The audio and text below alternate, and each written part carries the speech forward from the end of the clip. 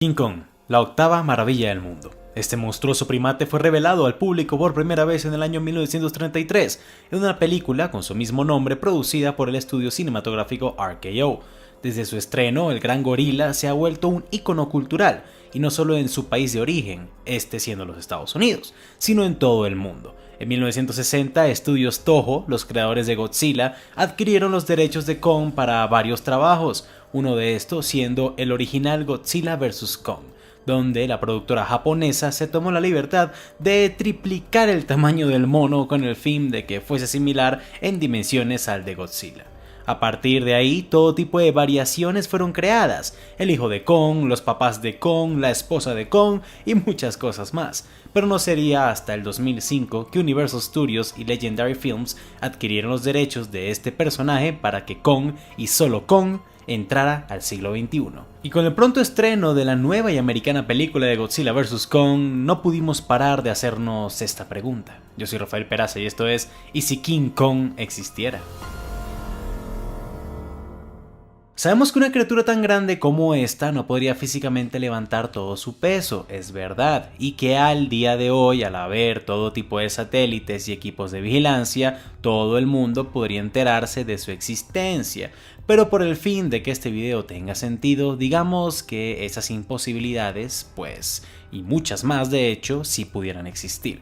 Recuerden, amigos, que la intención de este video es solo entretener. La historia de King Kong es una sin muchas trabas. Exploradores consiguen una isla desconocida, en ella hay todo tipo de flora y fauna muy extraña y jamás antes vista, y entre ella hay un mono gigante con una fuerza inimaginable. El mono es capturado, llevado a los Estados Unidos para exhibirlo. Este escapa y destruye una gran parte de Nueva York hasta que por fin es derribado. Simple, ¿verdad? Para aquellos que ya hayan visto nuestro video de ¿Y si Godzilla existiera?, sabrán que aunque tratamos de respetar la fuente original, no tendría ningún sentido tomar absolutamente todo el pie de la letra de cómo fueron creadas estas criaturas, porque terminaríamos con un resultado muy similar de las películas. Por lo tanto, nuestra historia debe ser y es diferente. La humanidad tiene más de 100 años sin descubrir tierras naturales y no producto de erupciones volcánicas recientes jamás vistas antes. El último lugar en serlo sería el archipiélago siberiano de Svernaya Zemlya en 1913, por lo que la idea de que en medio de la guerra de Vietnam se descubriera una rara isla en medio de la nada queda descartada, ¿verdad? Pero a pesar de que para 1913 toda la Tierra ya había sido descubierta, esto no es lo mismo que explorada ni mucho menos asentada. Es aquí entonces cuando planteamos que nuestro protagonista sea originario de una isla que tiene más de 500 años existiendo en nuestros mapas, pero con una mística difícilmente explicable: la isla Ascensión. La isla Ascensión, o Ascension Island en inglés, fue avistada por primera vez en el año 1501, pero no sería poblada sino hasta inicios del propio siglo XX. Los marineros portugueses que solían pasar cerca de la misma decían que esta masa de tierra no debería existir. No había más islas parecidas cerca, su vegetación no era ni como la de África Occidental subsahariana ni como la de Brasil, los dos grandes cuerpos de tierra más cercanos a la misma, y que los pocos que decidían pisarla sentían una muy rara energía al llegar y hacían lo posible para no pasar más de un par de noches en la misma. En 1701, el barco británico Roebuck, al mando del famoso explorador William Dampier, naufragó repentinamente al acercarse a lo que parecía una simple playa. Fue el único naufragio en la historia de este capitán en más de 80 viajes de más de un mes y cruzando los mares, y el mismo Dampier aseguraba que jamás había sentido semejante energía tan extraña como en la isla Ascensión. En 1815, con el fin de evitar que los franceses intentaran montar un plan de rescate de Napoleón en su casa por cárcel en la isla de Santa Elena, los británicos mandaron varios barcos de guerra y vigilancia a casi todas las islas de la zona, siendo Ascensión una de ellas. Dos naves tipo crucero desembarcaron en la costa ignorando las leyendas sobre este misterioso lugar, y de ahí en adelante una presencia militar británica casi permanente se mantendría en estas tierras que ahora eran reclamadas en nombre del rey Jorge III del Reino Unido.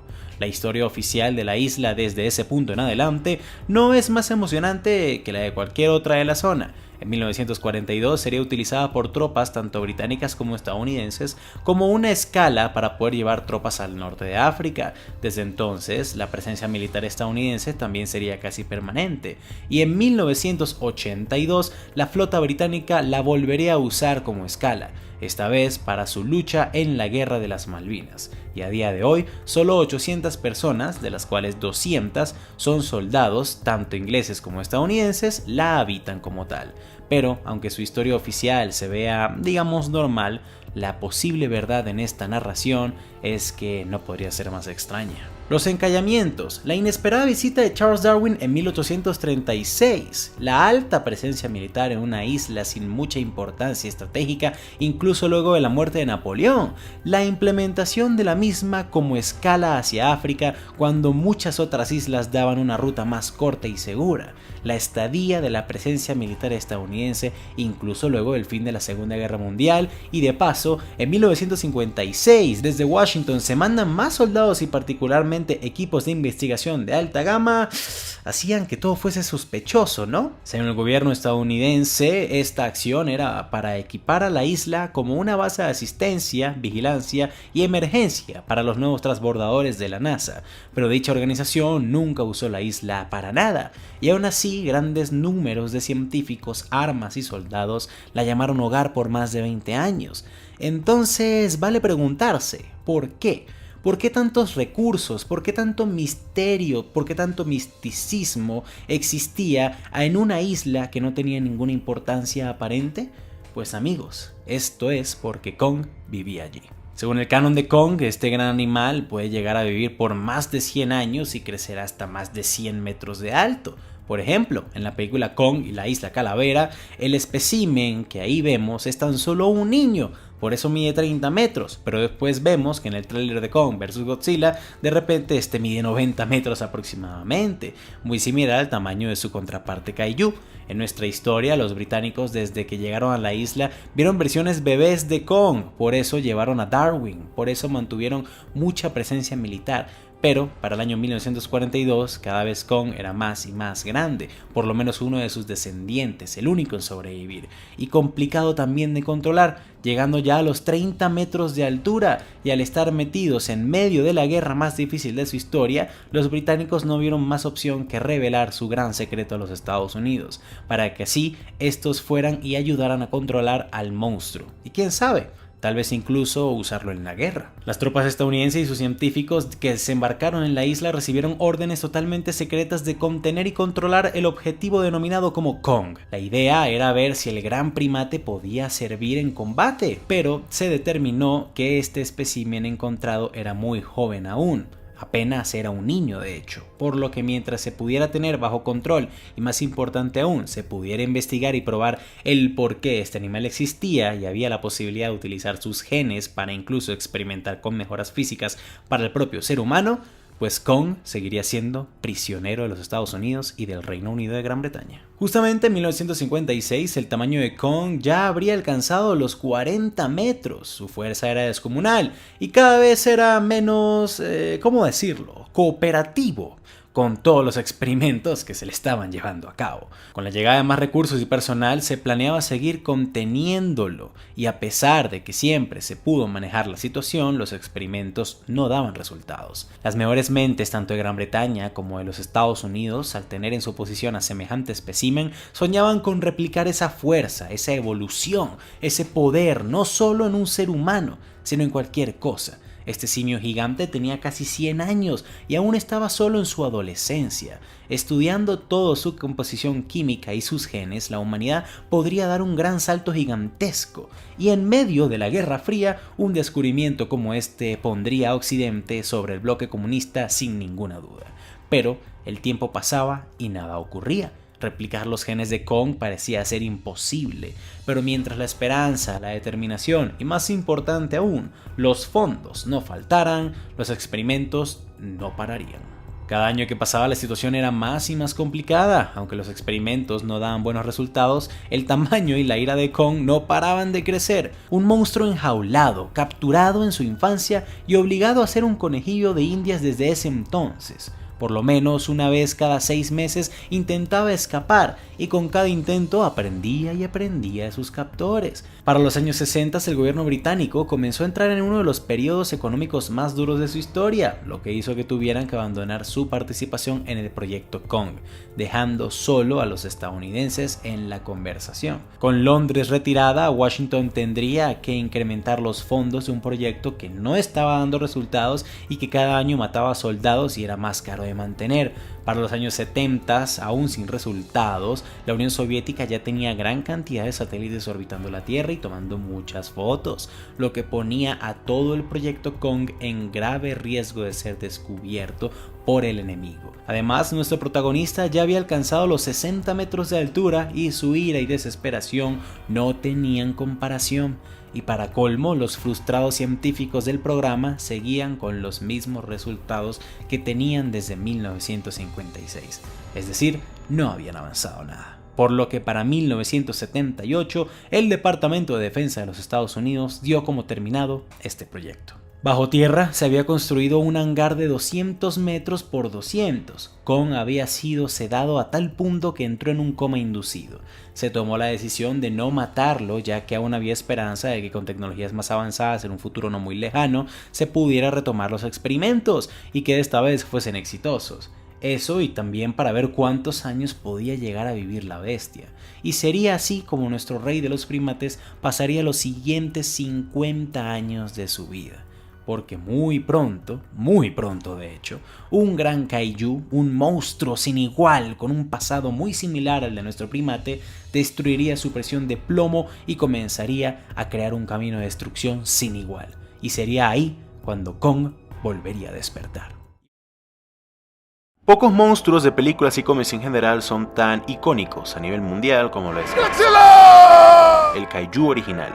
Este lagarto mutado tiene varias historias de origen, siendo todas recibidas y aceptadas, casi todas situadas en los años 50, poco después de la Segunda Guerra Mundial.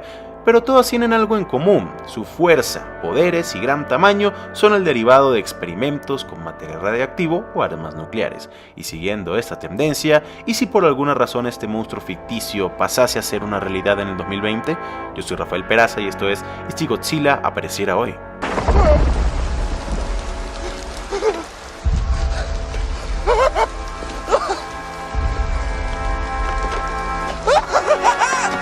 Recuerden que la idea de este video es solo entretener. Estamos creando una historia donde un lagarto radioactivo gigante con poderes sobrenaturales y que desafía las leyes de la física existe. Así que si hay algún dato o momento de la historia que cambia, y es poco probable, no se lo tomen tan a pecho y traten de disfrutarla de la historia. Además, este fue creado por radiación y experimentos en vez de haber sido despertado.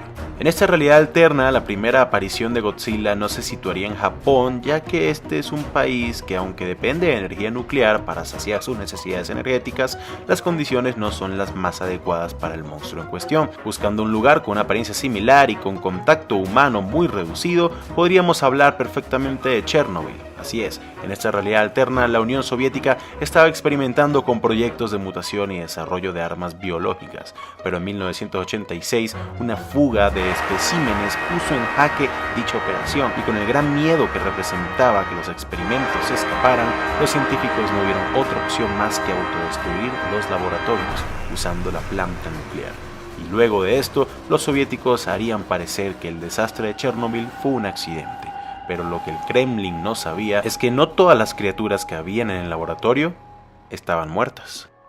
Luego de la catástrofe, el riesgo tanto nuclear como de que algún espécimen sobreviviera aún era muy grande, y así fue como se decidió construir el sarcófago, una inmensa estructura de hierro y concreto diseñada no solo para mantener el exceso de contaminación de la explosión, sino para encerrar y matar de hambre a cualquier tipo de cosa que haya sobrevivido.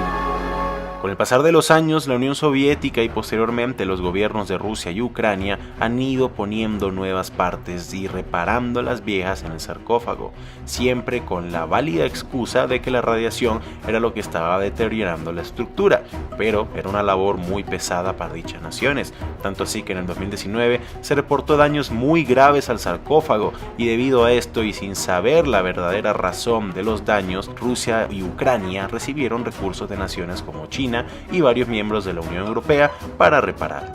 Pero para febrero del 2020, esta masiva construcción ya no daba más. Cuando la construcción cae, se revela un lagarto gigante y con una fuerza increíble. Este se abre paso entre la vegetación y las ruinas de Pripyat y comienza a dibujar su recorrido de destrucción. Aunque este escapa, termina siendo fotografiado ya sea por personas aledañas a la zona o por satélites en el espacio. El gobierno ruso detecta en sus radares una enorme entidad y rápidamente se dan cuenta de lo que estaba pasando. No saben exactamente a qué se enfrentan, ya que aunque radares de ondas sonoras detectan una gran figura, el exceso de radiación que emana la bestia deja en mal estado a todo tipo de aparato que trata de detectarlo. Pero aún así el Kremlin manda un escuadrón de Sukhois para interceptarlo. Pero esto sería totalmente inútil. La radiación dañaría los instrumentos de los jets apenas estos entraran en un rango cercano, y casi todos los misiles lanzados no daban en el blanco, y los que sí lo lograban no causaban ni un simple rasguño. De hecho, debido a la pérdida de instrumentos, un par de Sukhois caen en el suelo. Por fortuna, los pilotos sí pudieron activar el mecanismo de eyección de emergencia, ya que este es análogo. Pero, al ver que sus esfuerzos eran en vano y que pilotear sus naves era como volar a ciegas, se les da la orden de retirada. Y en cuestión de minutos, Godzilla estaría en la pantalla de todo el mundo. Debido a la alta radiación, no cualquier cámara podría capturar la imagen de la bestia, por lo que los videos de esta serían muy escasos. Lo que sí no es mentira es que un lagarto gigante con aspecto de dinosaurio y con una estatura aproximadamente de 100 metros estaba suelta, y parecía que su camino estaba trazado directamente hacia el centro de Europa, a una velocidad de 70 km por hora. Es decir, que en solo 34 horas esta bestia podría llegar a ciudades como Berlín o París y destruirlas por completo. ¿Y por qué este rumbo? Verán, países como Alemania, Francia, Hungría, Eslovaquia, Suiza y otras naciones europeas más dependen de gran manera de plantas nucleares para satisfacer sus necesidades eléctricas, y este Godzilla se alimenta específicamente de material radioactivo. Al sentir las grandes aglomeraciones de uranio en plena superficie y no escondida como lo son los misiles nucleares rusos, su camino ya estaba totalmente decidido desde el principio. Con las tensiones actuales en las que nos encontramos, algunos países, en especial China, le pidieron explicaciones a Rusia, pues esta criatura salió de Chernobyl, ex central nuclear soviética, y los chinos tenían buenas razones para creer que los soviéticos habían creado a este monstruo. En cambio, el público en general, al enterarse de los acontecimientos y al no ver muchos videos ni fotos de esto, tendrían tres posibles posiciones. Algunos que es una nueva y desconocida especie, la cual apenas pudimos observar recientemente. Otros podrían generar teorías conspirativas, alentando a que la URSS o Estados Unidos crearon a esa criatura que se les salió de control, y unos pocos también dirían que es una farsa. Porque no importa cuánto algo pueda demostrar que es un peligro inminente, siempre va a haber gente que negará que debemos hacer algo al respecto.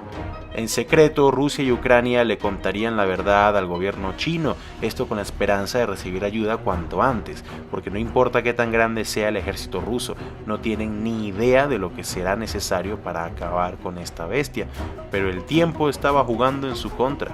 En solo 4 horas Godzilla llegaría a su primera parada, la planta nuclear de Rivne en Ucrania. Esta cuenta con 4 reactores totalmente funcionales. Los rusos y ucranianos habrían mandado más aviones a interceptar al monstruo. Los ucranianos mandaron tanques, pero estos no tenían ninguna oportunidad. Estos habrían sufrido el mismo destino que el anterior escuadrón. Y cuando por fin Godzilla llegó a los reactores, la mayor explosión por una planta nuclear registrada en la historia ocurriría. Para que se hagan una idea, en el caso de Chernobyl, solo uno de sus 4 reactores explotaron. En este caso, Godzilla habría destruido los 4 reactores por completo al alimentarse de la radiación generada.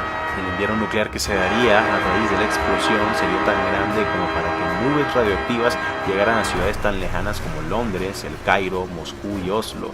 Todo el mundo estaría en shock. Millones habrían perdido la vida y decenas de millones se verían obligados a evacuar y abandonar sus casas. Los rusos antes no tenían ni idea de cuál era el objetivo del monstruo, pero ahora ya lo sabían y tenía todo el sentido del mundo. Va tras toda fuente de radiación nuclear que pueda conseguir, su único alimento durante los últimos 35 años. A pesar de la gran tragedia, Godzilla se quedaría tranquilo por unos días. Total, tiene bastante radiación en Rivne para llenarse, dándole tiempo a los gobiernos del mundo para actuar. Lo primero era mover a todas las personas que vivieran en ciudades y pueblos cercanos a alguna planta nuclear, algo que sería muy difícil en un continente tan dependiente de este tipo de energía. Los gobiernos de la zona mandan a apagar todas las plantas nucleares para que en el caso de que Godzilla las atacara, las explosiones fueran mucho más pequeñas. El sur de Italia, toda Portugal, Noruega, Dinamarca, Irlanda del Norte, Escocia, Austria y Polonia son algunos de los países que no cuentan con ese tipo de plantas energéticas, pero casi todos limitan con otros que sí las tienen. De forma realista, solo podrían moverse personas a Polonia, Noruega, Irlanda y las Balcanes para mantenerlos a distancias seguras, y aún así esto sería casi imposible de realizar en poco tiempo, y nadie podría estimar exactamente cuándo Godzilla volvería a moverse. A pesar del desagrado internacional por el hecho de que Rusia haya ocultado la posibilidad de que esto ocurriera, la coordinación internacional era crucial. La OTAN rápidamente entraría en sesión de emergencia e invitaría a China y a Rusia para trazar un plan de acción.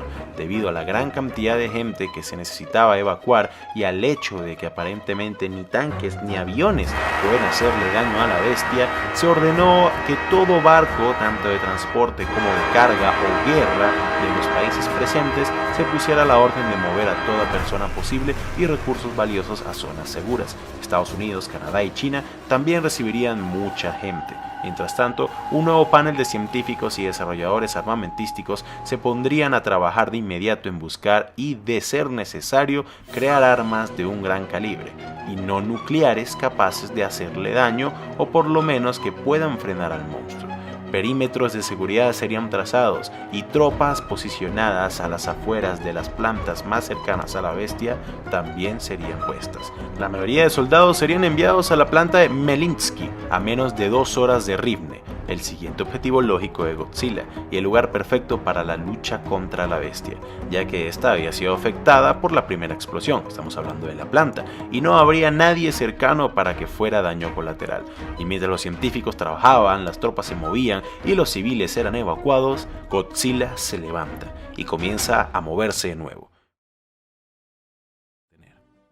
Bueno, en el video anterior quedamos en que el mundo aprende que una bestia gigante con una resistencia a las armas convencionales increíble y que se alimenta de la radiación y por ende es inmune a casi cualquier arma nuclear fue producto de la experimentación soviética y ahora, más de 30 años después, logró escapar de su prisión masiva y había atacado la planta nuclear de Rivne en Ucrania.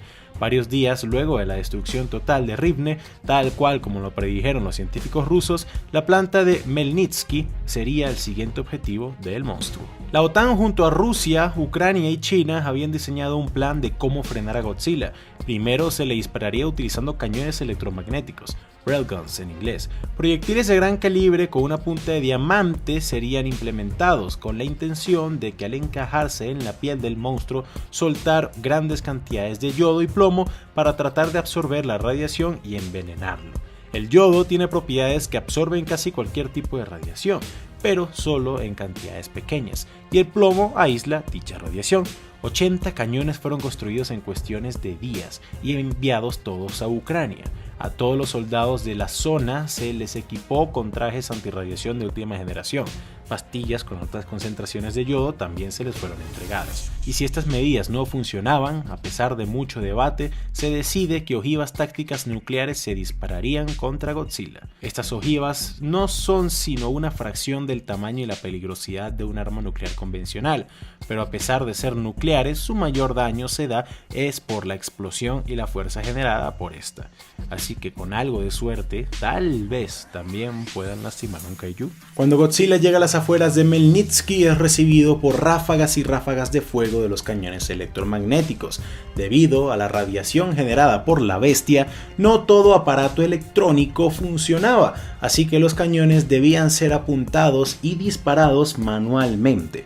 Estos proyectiles parecían hacerle algún tipo de daño al monstruo, pero nada más que rasguños y cortadas superficiales. Aún así el fuego no paró, ya que a raíz de Godzilla no estaba avanzando. El plan parecía estar funcionando, más y más proyectiles fueron disparados, pero cuando menos se lo esperaban, El monstruo, enfurecido, abre su boca y desata un poderoso rayo atómico.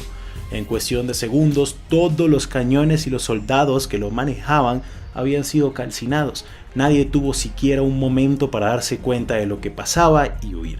Nadie sobreviviría a tal poder.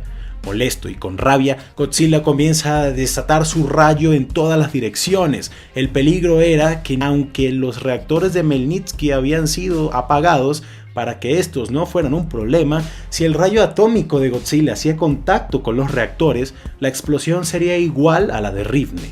Teniendo en cuenta y bajo toda la presión del mundo, la OTAN decide atacar al monstruo con 4 ojivas nucleares tácticas al mismo tiempo, y a pesar de que 3 lograron dar en su blanco, estas no hicieron más que enfadar y distraer al monstruo. Ningún daño aparente al parecer.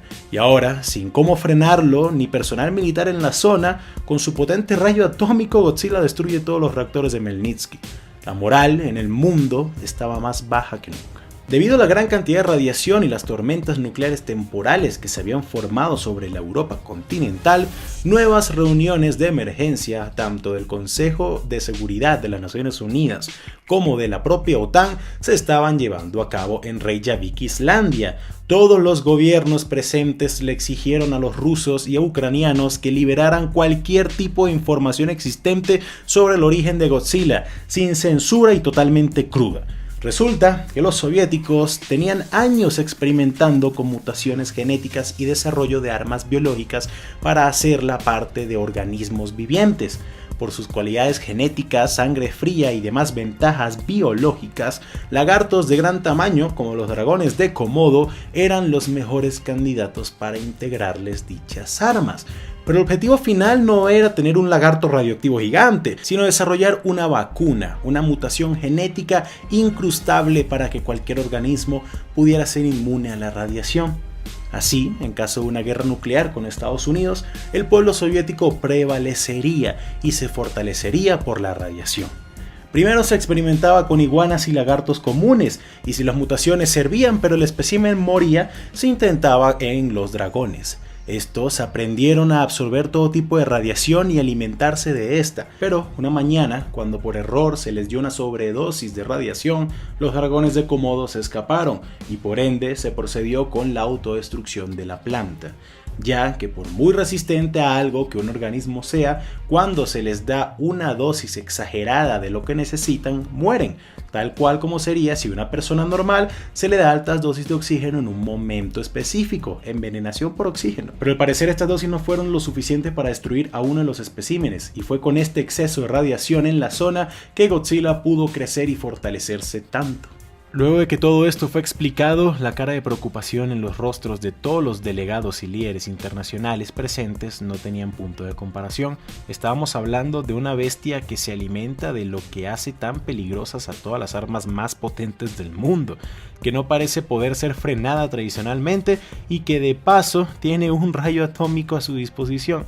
Cuando se habló de nuevas formas para frenarlo, todo tipo de locuras fueron expuestas, desde cosas inexistentes como destructores de oxígeno, pasando por teorías no terminadas aún y que simplemente no son posibles de materializar como bombas de antimateria, métodos que tardarían años en poder hacerse como bombardeos satelitales con varillas de tungsteno, hasta por ideas sacadas de la ciencia ficción como rayos láseres de alta potencia que simplemente no tenemos en la tecnología actual para desarrollarlos.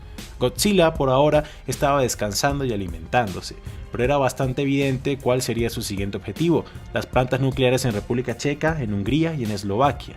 No tendría sentido que este se dirigiera al este, ya que a pesar de que hay otra planta nuclear cercana, la mayor concentración de radiación posible está hacia el centro del continente. Si Godzilla llegaba a estas, el resto de Europa estaría condenado, comenzando por casi toda Alemania y Francia. Si se podía frenar a la bestia, debía ser en su camino a estos países, en tierras polacas y ucranianas, donde casi no habían ciudades y 0 plantas nucleares. Solo tendrían esa oportunidad si quisieran prevenir millones de muertes y destrucción casi total del continente. A raíz de esto y teniendo en cuenta que es cierto lo que decían los científicos de que no importa qué tan fuerte sea un organismo, si se golpea con excesos masivos de cualquier elemento que éste necesite para sobrevivir, el sujeto en cuestión morirá. Un plan bastante polémico es diseñado. Altas concentraciones de uranio enriquecido puro serían colocadas en el oeste de Ucrania, cerca a Polonia, en la zona de Zakarpatia. Godzilla sería atraído por esta, pero nunca había ingerido uranio en su estado más puro, en su estado original, y al no saber parar y pensar que no puede ingerir todo lo que tiene en su disposición, sería muy probable que a las pocas horas su organismo comience a envenenarse y a rendirse, y pues finalmente caería. Y si esto no pasa, 3 bombas SAR, las más poderosas jamás construidas y con un poder letal casi inimaginable, estaban siendo construidas en Siberia en secreto por el gobierno ruso en caso de ser necesarias, lo que significaría la destrucción total de Europa y un invierno nuclear en todo el mundo fatal. Pero resulta que mientras Godzilla reponía fuerzas y se alimentaba de la radiación de Melnitsky, un equipo especial de soldados ucranianos se habían infiltrado en la zona y recuperaron una de las balas de los cañones electromagnéticos que habían estado clavadas en Godzilla, pero que se desprendieron cuando este fue atacado con las ojivas nucleares tácticas. Dicho escuadrón arriesgó su vida sabiendo su inminente final para escabullirse en la noche y retraer la bala en total silencio. Casi todos los soldados estaban hospitalizados por exceso de radiación y seguramente tendrían una muerte muy lenta, pero habían cumplido con su misión. El yodo en la bala logró absorber parte de la radiación emitida por Godzilla. Por fin una buena noticia, creyeron muchos de los líderes, pero los científicos rusos presentes no estaban tan entusiasmados. Que el yodo haya absorbido parte de la radiación no significaba que si se aumentaba la dosis, Godzilla se debilitaría. Tal vez esto lo que haría sería incluso darle más hambre y enfurecerlo, pero que existiera una posibilidad de frenar al monstruo y que de paso sea sin tener que bombardear o exponer a todo el continente a grandes cantidades de radiación, pues países como Francia, Alemania, España, el Reino Unido y casi todos los demás europeos presentes estaban convencidos de que valía la pena intentarlo. Pero lo que el optimismo del momento les cegaba a estos líderes es que si el plan fallaba o tardaba mucho en dar resultados, pues el fin de Europa estaba casi asegurado. Por esto mismo es que los rusos y chinos e inclusivemente los Estados Unidos estaban a favor del plan del uranio puro para frenarlo. El problema era que todos debían estar a favor y que solo uno de los planes podía realizarse, ya que si se les exponía grandes cantidades de radiación a la bestia, pues el yodo revertiría los efectos. Y si se le daba mucho yodo, pues más radiación haría que todo fuese en vano. Así que una decisión debía ser tomada lo antes posible, y en especial porque ya Godzilla mostraba ganas de volver a moverse. Mientras se discutía qué hacer en el Consejo de Seguridad con respecto al lagarto gigante que anda destruyendo media Europa del Este y los científicos rusos explicaban el origen y el porqué la existencia de este Godzilla, el gobierno de los Estados Unidos ya estaba transportando a un muy dormido y sedado King Kong de más de 80 metros de altura. Desde el final del proyecto Kong y de los nulos resultados de los experimentos llevados a cabo con el espécimen, Washington llevaba décadas decidiendo qué hacer con este gran primate, y con la aparición de otro monstruo se decide matar 2 pájaros de un tiro. 2 planes opuestos principales se trazan y plantean a todos los altos mandos de las naciones involucradas. El primero era el envenenamiento por exceso de radiación, lo que en teoría debería matar a Godzilla, y el segundo sería la absorción de radiación por medio de yodo del objetivo, lo que lo dejaría extremadamente débil y listo para ser acabado con armas y bombas convencionales. 2 planes totalmente contrarios, pero así como en secreto los rusos ya tenían listas su zar bomba, las armas nucleares más poderosas y devastadoras del mundo, en caso de que nada funcionara, los Estados Unidos, favoreciendo el plan del uranio enriquecido, planeaban que Kong les ganase el suficiente tiempo para poder recolectar todo el uranio necesario, o quién sabe, capaz hasta frenar al gran lagarto. Durante la toma de decisiones, el representante de los Estados Unidos en el Consejo de Seguridad convoca una reunión de emergencia solo entre los líderes más importantes de la sala. Esta tenía como objetivo buscar plantear la variante Kong, explicar la existencia de esta bestia, que hasta el momento solo era sabida por el Reino Unido y los Estados Unidos, y la posibilidad de que una lucha entre titanes pudiera ser la solución al gran problema en que se encontraban inmiscuidos. Además de esto, también se exigió total discreción, ya que revelarle al público la existencia de un monstruo como Kong y que de paso estaba bajo control de una nación específica podría desatar mucho descontento popular y desconfianza. Los demás líderes aceptan estos términos. Durante la reunión muchas dudas surgieron, entre ellas la posibilidad de que al momento de poner a Kong en el camino de Godzilla, estos simplemente se ignoraran el uno a otro y ahora el problema no fuese solo un monstruo, sino dos. Además de esta gran incógnita, muchos tenían dudas sobre si Kong podría ser lo suficientemente fuerte como para frenar o incluso derrotar al gran Kaiju. Pero para ambas preguntas los científicos estadounidenses tenían respuestas. Para asegurar combate se planeaba que al momento de soltar a Kong, a este se le bañase en uranio en polvo, lo que no lo afectaría en el momento como tal y que también lo haría verse como un gran aperitivo para Godzilla. Además de esto, al momento de transportar al gran primate, solo se le quitarían los sedantes momentos antes de que Godzilla estuviese en su campo visual, lo que le daría tiempo de despertar, entrar en sus sentidos y por medio de choques eléctricos de gran voltaje, este se enfurecería y estaría listo para la lucha, teniendo en cuenta que este era realmente un luchador natural.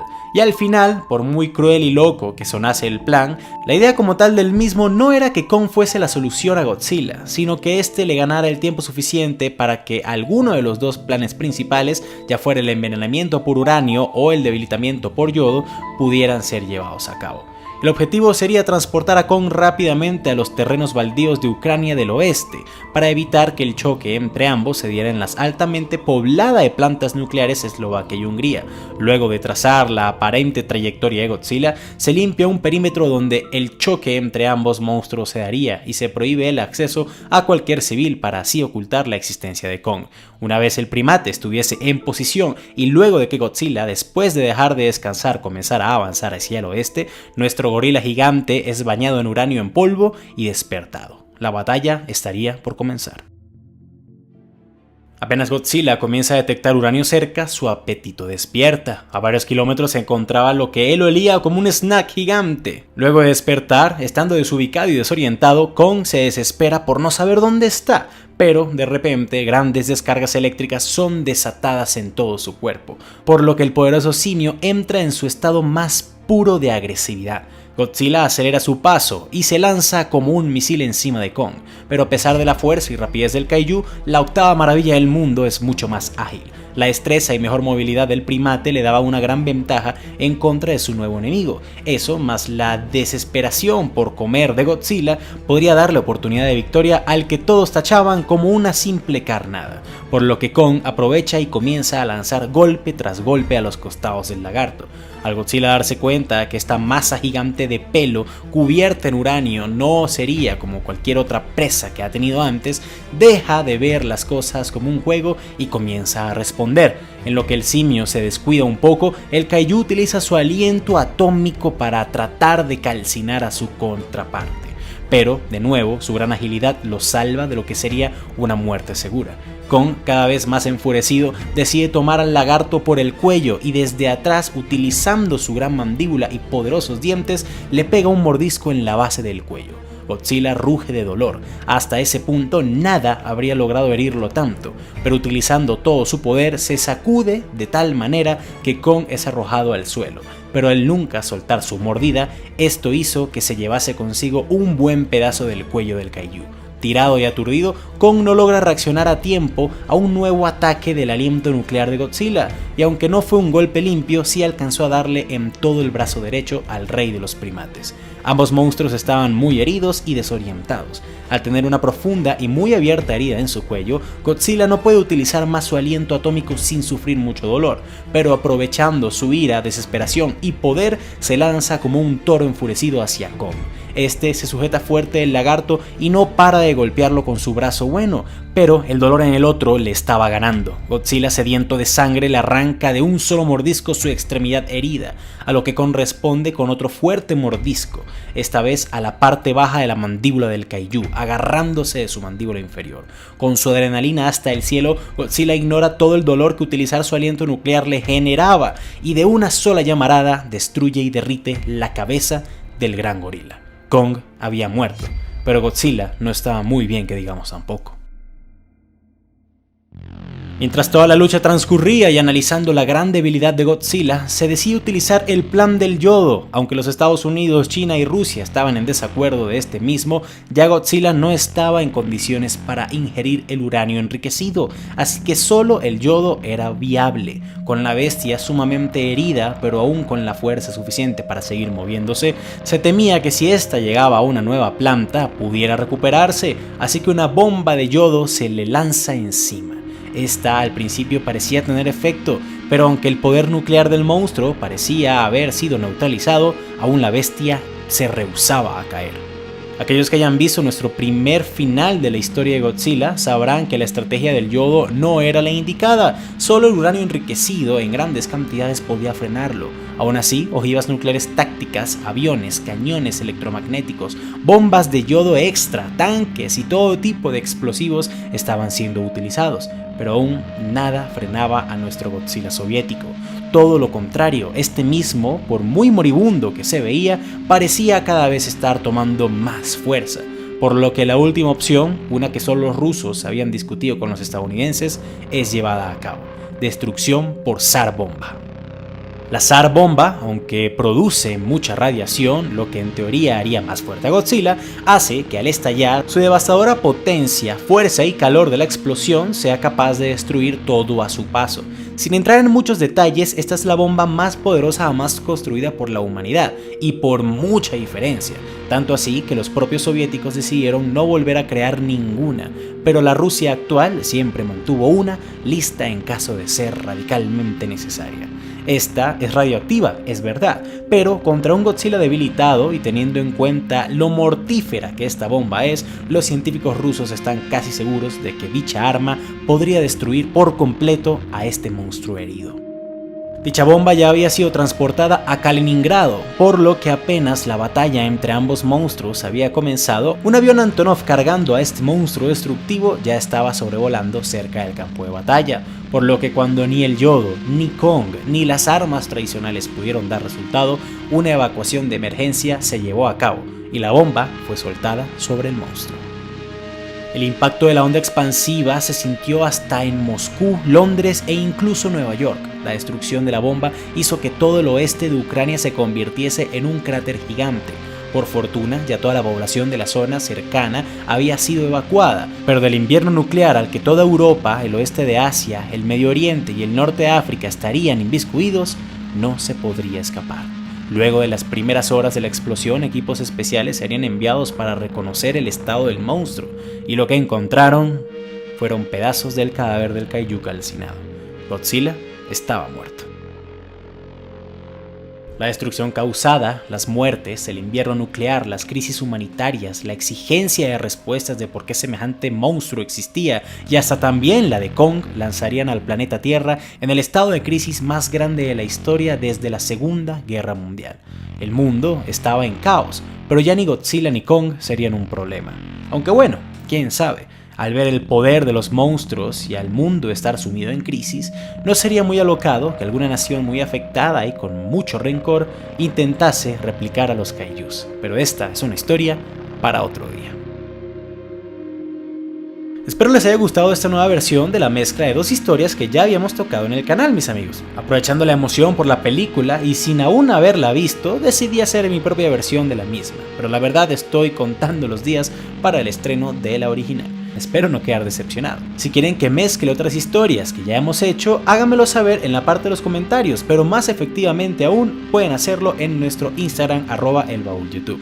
Quiero agradecer a todo el equipo de este canal por siempre estar apoyándonos y a todos nuestros Patreons por darle un significado y un valor a todo nuestro trabajo. Sin nada más que agregar, yo fui Rafael Peraza, para el baúl de los conocimientos inútiles, y que tengan muy buen día.